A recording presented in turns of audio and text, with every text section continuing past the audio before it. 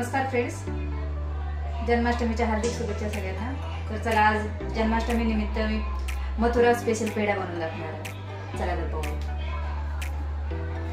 मी साहित्य दाखवते। पहिलं 1 कप दूध घेतलेलं आहे, 200 ग्रॅम मिल्क पावडर आहे, थोडीशी साखर लागणार आहे। साखर जास्त नाही, जसं गोड लागेल तसं आपल्या हिशोबाने टाका। म्हणजे कोणी गोड जास्त वापरतं, कोणी कमी वापरतं, तर मी माझ्या हिशोबाने घेतली साखर। तर याच्यातली पण एवढी नाही लागणार, मी थोडीशी कमी टाकणार आहे। थोडीशी विलायची आहे आणि तूप घेतले, थोडंसं पण घेतली, त्याच्यात थोडंसं तूप घालून घेते।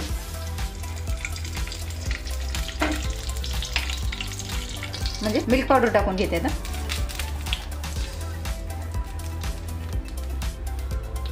हलवत राहायचं, याला हलवून घ्यायचं चांगलं, नाहीतर ते चिकटतं थोडंसं। त्याच्या साखरेचं प्रमाण असतं ना मिल्क पावडरमध्ये, म्हणून हलवत राहायचं सारखं।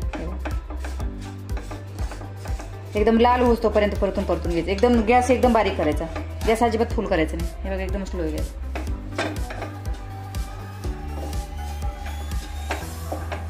आणि हलवत सारखं हलवत राहायचं, पूर्ण लाल होस तोपर्यंत हलवायचं आपल्याला।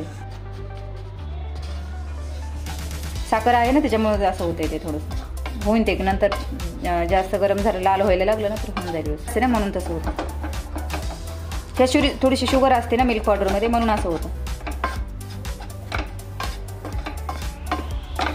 ते बघा होत आले आता, पूर्ण ब्राऊन कलर आलाय चांगला। आणखी थोडासा करते आणि नंतर दूध टाकून घेते, का होतो परत। हे बघा, आता मावा तयार झालेला आहे आपलं, सेम माव्यासारखी टेस्ट येते।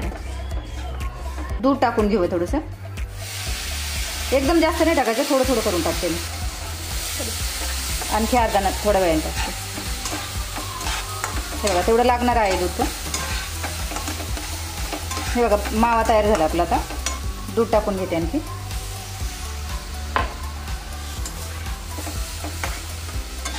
बिलकुल चिकटत नाही, थोडेसे गुठळे असतात ते पण दुधात टाकलं ना, ते पण मोडून जातात। आणि जर कोणाला नसेल, गुठळ्या नसतीलच पाहिजे, तर चाळून पण घेऊ शकता। मी नाही चाळत, कारण ते नंतर होऊन जातं। मावा सेम मावा तयार होतो आता। आणि थोडंसं तूप टाकून घेऊ या स्टेपला, थोडंसं राहिलेलं तुपाने आणखी टेस्ट छान येते। दिसते माव्यासारखं, एकदम परफेक्ट मावा झाला। आता पूर्ण दूध आटेपर्यंत हलवत राहायचं, आणि पूर्ण दूध आटल्यानंतर साखर टाकायची।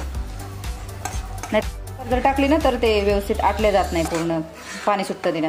दूध आणि साखर एकत्र झालं तर झालं आता व्यवस्थित। थोडीशी इलायची टाकून घेऊ।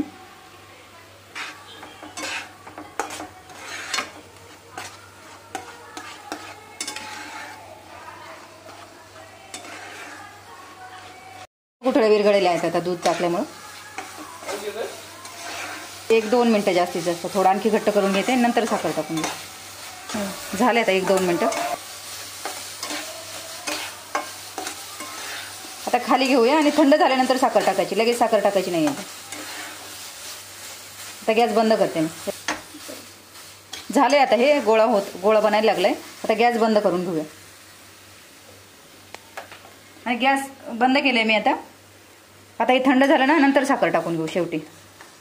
थोडा वेळ थांबूया आपण। तर प्लेटमध्ये काढून घेऊया आता, थंड करायला काढून घेते मी।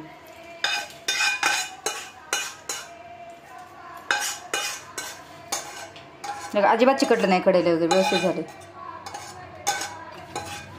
आता आपण साखर टाकून घेऊ याच्यात। थंड झालेलं आहे आता हे।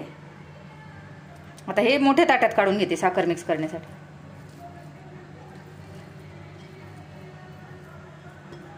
बिलकुल चिकटत नाही, काही नाही, एकदम माव्यासारखं झालंय बघ।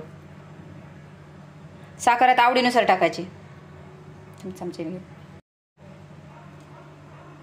साखर आवडीनुसार कमी जास्त करू शकता।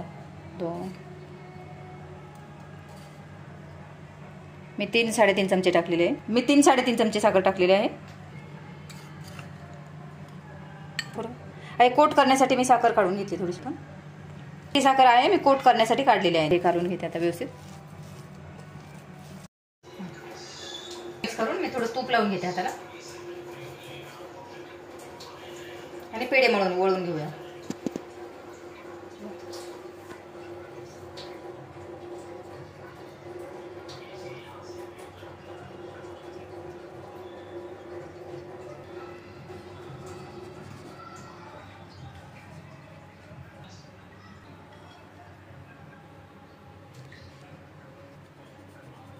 हे सगळे सगळे बनवून घेते मी एक एक करून.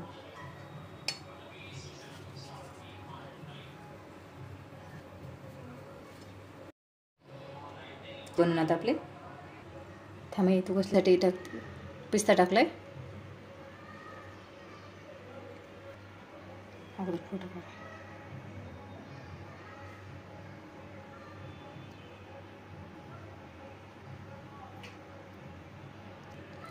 हे बघ सेम माव्याच्या पेढ्यासारखं पेढ्या झालं.